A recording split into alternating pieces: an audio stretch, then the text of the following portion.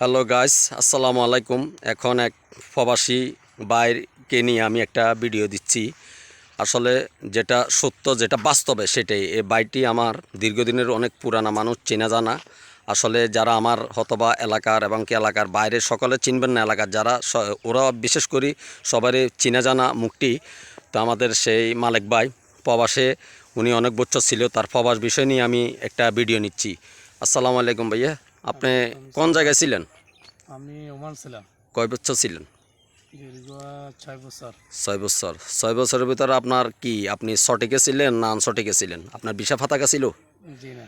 তো আপনি এই ফাঁদে কিভাবে গেলেন? কি দালালের মাধ্যমে গেছেন নাকি? না, আমি এম্বাসির মাধ্যমে গেছিলাম, এম্বাসির মাধ্যমে হয় নাই। তাই লেবার কোর্ট, আমাদের বাংলাদেশ সবার মিনিস্ট্রি অফিস, ওই জায়গায় গিয়ে আমি নিজে আত্মসমর্পণ করে দেশে চলে আসি। মানে যাওয়ার আগে যে এম্বাসির সাথে আপনার কথা হয়েছিল কাজে আর কর্মে, অথবা ওই ধরনের কোনো কিছু আপনার সাথে হয় নাই? হয় নাই।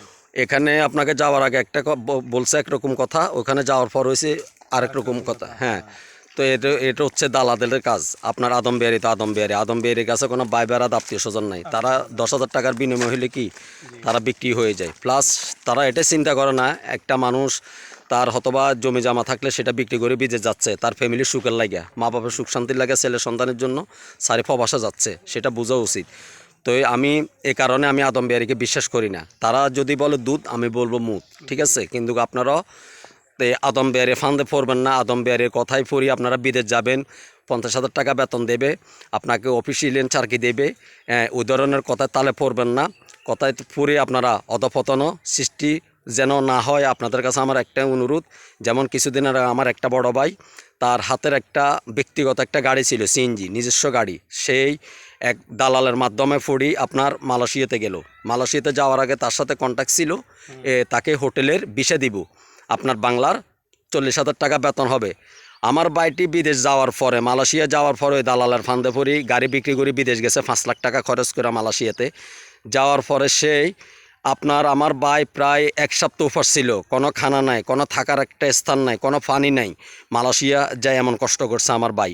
তো তার কারণে সকল ভাইদের কাছে অনুরোধ, আপনারা দালালের ফাঁদে পড়বেন না। দালালের ফাঁদে পড়ি আপনারা কখনো বিদেশে যাওয়ার আগ্রহিত করবেন না। যে যেখানে আছেন, দেশে আছেন, যদি বিদেশের যে টাকা দিয়ে আপনারা যাবেন, সেই টাকা দিয়ে আপনারা ছোটোখাটো একটা ইনভেস্ট করেন, ছোটো একটা ব্যবসা করেন, একটা ফলনের কাজ করেন, চাষবাস করেন। আমার এই প্রবাসী ভাইয়ের মুখের থেকে আমি কিছু জবানবন্দি কথা নিলাম। আপনারা দেখেন, এখানে কোনো মিথ্যাবাদী কথা বলতেছি না। তো ভাই, আপনি আসছেন কবে? আমি আসছি 10 রমজানে। আচ্ছা, 10 রমজানে। এটা একটানা কয় বছর ছিলেন? 6 বছর। 6 বছর। 6 বছরের ভিতরে কিছু করতে পারেন নাই? কিছু করতে পারি। মানে একবেলা খাইছেন, আরেক বেলা উপাস ছিলেন ওই সিস্টেমের। তো প্রবাস জীবনটা আসলে অনেক কষ্টর, তাদের কথা শুনলে গায়ে লাগে। তো বিশেষ করে যারা আমার ভিডিওটি দেখবেন, অবশ্যই কমেন্টের মাধ্যমে আমাকে জানাবেন, অবশ্যই ভালো একটা আনসার দেবেন, সেটাই আমি আশা করি। আসসালামু আলাইকুম।